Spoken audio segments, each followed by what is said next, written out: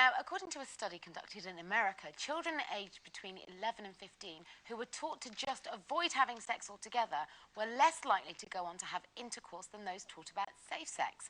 The study of 600 children found that half of those taught about safe sex went on to have underage sex, as opposed to only a third who were taught abstinence. Now, this is only one small study, but do we feel that teaching children to just say no before the age of 16 is the right approach? Well, I think we're generalising again. I think there's a lot of kids out there who that is the last thing on their minds. I think it's just like there's certain types of adults, there's certain types of children who are just fascinated with it, but there's other kids who would rather read a good book. I think we shouldn't be, please let kids be kids. We're teaching them far too much, far too early. The peer pressure is absolutely unbelievable for any kids now. And I get very uncomfortable because I was one of the kids that never thought about it because I was told it's against the law until you're 16. So that's just what I believed, and I didn't think about it until I was 16. And I know there's a lot of kids that are out there doing it, but I tell you something as well. If a girl at my school got pregnant, the shame of it was absolutely unbelievable. In my school, lots of girls were pregnant. I remember sitting in my doing my GCSEs and looking around me, and there were a lot of bumps in the room.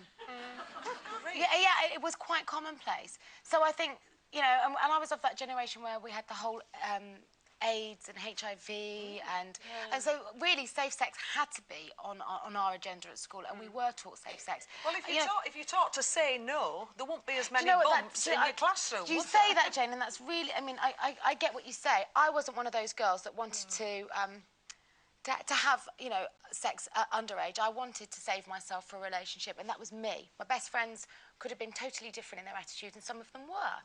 But I went to Africa a couple of years ago, and everywhere you go in Africa, I mean, and this is the third world where HIV is out of control, and they really need to kind of sustain not only the population, but sexual diseases, transmittable diseases like HIV. And because all of their work is funded by charities, and a lot of that charity money comes from churches, rather than preaching safe sex and saying condoms, kids, everywhere you go, there's posters that say abstinence, and let me tell you, it doesn't work. No, that's the problem. They're still going to have sex because, especially in those countries, what else is there for them to do? They can't go to the cinema. They don't have the same lives that we live. They're so far removed. Sex is about all there is that's free and fun, and they do it. In this country, we're telling them too much, and that's why there is that much sex going on. We're not telling them, love, because I speak as a mum of teenagers here. The information is just out there. It's on the internet. It's in the papers. It's in books. They can find every bit of information you can dream of at the click of a switch. And I think there's a big difference between information, though, and education. I think what kids do need are some guidelines, some strong guidelines. And I think, really, we need to teach both. Because I agree with you, there are kids who don't want to have sex, who do want to stay. I don't think it's the majority, but they do want to wait. And they should be supported in that view. They should feel if that's what they want to do, then that's absolutely fine. But for the majority of kids who I think are very interested in sex, and at an ever earlier age, I think we have to teach them how to be safe, how to not get pregnant, how to not get diseased. And I just think you can't have enough education as opposed to information, and I think there's a difference there. I think Jane's... I think the world you live in, I think that's wonderful, but I don't think we live in that world anymore, sadly. And I think when you see 5- and 6-year-olds on mobiles, you know, and 7-year-olds on the internet, I think that tells you the story where we are now. And it's terribly sad, and I'd love it to be the world that you live in, but we don't live in that world now. We live in this very real world that is very frightening. And, I mean, my daughter's 25, and if she came to me with a question, I would answer it. Now, I would...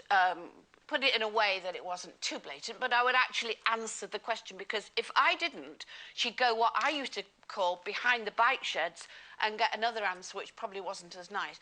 And so I do think these days, and I did with Keely, I protected her, and she's grown up very sensible, but I think these days it's about protecting them against diseases and letting them know what's out there. I don't think we have any choice. But don't you think, Sherry, that mother and daughter thing is a different thing? If you're in a school and in a classroom and a teacher is telling you that sex is okay as long as you do this, then the peer pressure from the rest of the girls and the rest of the boys is far too much for anybody anybody I to agree, take. and I think peer pressure is one of the worst possible things. But I have to say there are kids at home who have parents who don't care, who couldn't And they care have to less get whether their they education exist. somewhere, And so where are they going to get it? The only place left is school. Now, if they're in school, they're not saying to them, you can have sex, anybody. No, They're not not. saying that. They're saying, if you do, If you you make that have to choice. protect What yourself. about you shouldn't do it till you're 16? Yes, I agree with you, but they're going to do it anyway. They Get are. mad now? I tell you what, What about relationships best in way all of to this? put a kid off sex, let a teacher talk to him about it. That'll desexualise it, let me tell you.